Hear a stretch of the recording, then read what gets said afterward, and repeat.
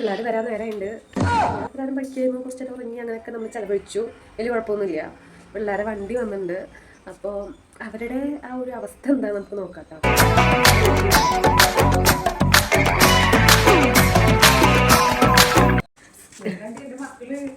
നോമ്പുകാർ പഴം കഴിച്ചാടാ? കഴിച്ചില്ല? ഫ്രണ്ട്സിന് കൊടുത്തു? നീയോ? ആര് മുറിച്ചാ? നീയോ? നീ ഒന്നും കഴിച്ചില്ലേ? ശരിക്കും തലവേന എടുക്കേ? അപ്പൊ പിന്നെന്താ കഴിച്ചത്? പിന്നെ വിശന്നിട്ടാ?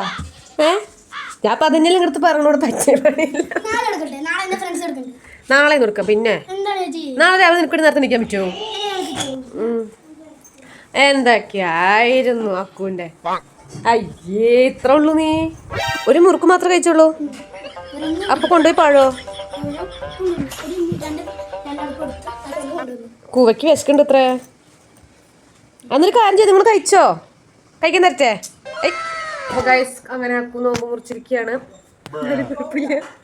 ഇത്ര നേരമൊക്കെ ഇരുന്നില്ലേ? മതി. കുടുവൊക്കെ ആക്കിയിട്ടുണ്ട്. നമുക്ക് ബാക്കി പ്രോസസ്സിലോട്ട് കിടക്കാം.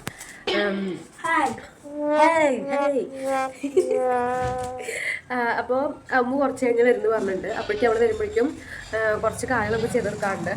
ഫ്രൈഡ് റൈസ് ആണ് ഇപ്പോൾ വൈകുന്നേരം ഉണ്ടാക്കാൻ പ്ലാൻ ചെയ്തിട്ടുള്ളത്. അപ്പോൾ അതിന് വേണ്ടി കുറച്ച് വെജിറ്റബിൾസ് കട്ട് ചെയ്ത് വയ്ക്കാറുണ്ട്. പിന്നെ നമ്മൾ മാരിനേറ്റ് ചെയ്ത് കുറച്ച് ചിക്കൻ ഫ്രിഡ്ജിൽ വെച്ചിട്ടുണ്ടായിരുന്നു. അത് അമ്മ ഇരുന്ന് വറുക്കുന്നുണ്ട്. അപ്പോൾ നമുക്ക് എന്തായാലും ഇവിടെ കട്ടിങ്ങും അതിൻ്റെ ബാക്കി കാര്യങ്ങളൊക്കെ ആയിട്ട് പോവാം. ഓക്കെ.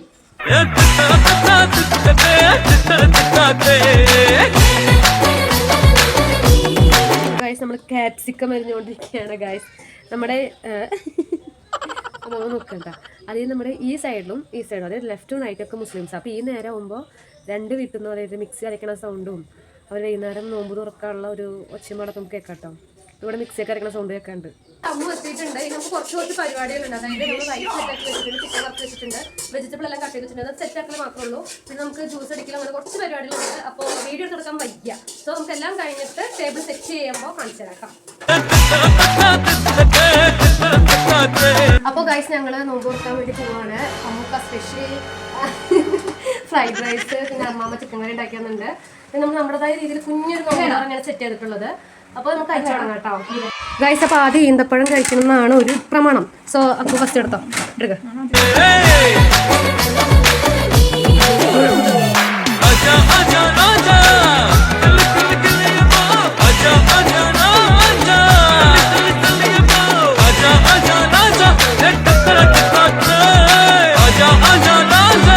മാങ്ങ ജ്യൂസാണ് കേട്ടോ. അതാണ് നമ്മൾ വെള്ളമായിട്ട് കുടിക്കണം. നാരങ്ങളൊന്നും ഉണ്ടാക്കണമെന്നില്ല. മാങ്ങ കിട്ടിയപ്പോൾ ജ്യൂസ്. അതിന് നോക്കാത്തതുകൊണ്ട് അതിൻ്റെ ഒരു ഇതുണ്ട്, വേറെ കുഴപ്പമൊന്നുമില്ല.